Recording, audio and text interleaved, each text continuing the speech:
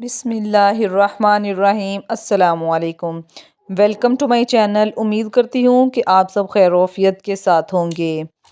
آج میں آپ کے ساتھ شیئر کروں گی حضور صلی اللہ علیہ وسلم کی ایسی حدیث جس کے سنتے ہی آپ کے رونگٹے کھڑے ہو جائیں گے، تو ویڈیو کو اینڈ تک لازمی دیکھیے گا۔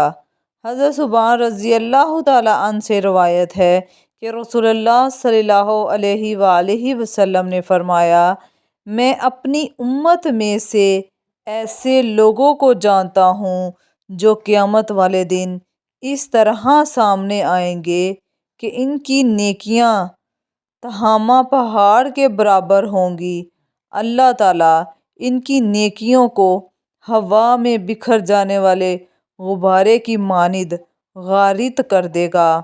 تو ثوبان رضی اللہ تعالیٰ عنہ نے عرض کی، یا رسول اللہ صلی اللہ علیہ وآلہ وسلم، ہمیں ایسے لوگوں کی نشانیاں بتا دیجئے اور ہمیں ان لوگوں کا حال بتا دیجئے، یہ نہ ہو کہ ہم ان کو جان نہ سکیں اور ان لوگوں کے ساتھ کھڑے ہوں۔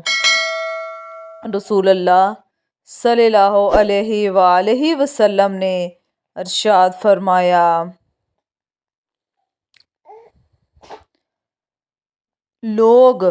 یہ لوگ تمہارے دینی بھائی ہوں گے۔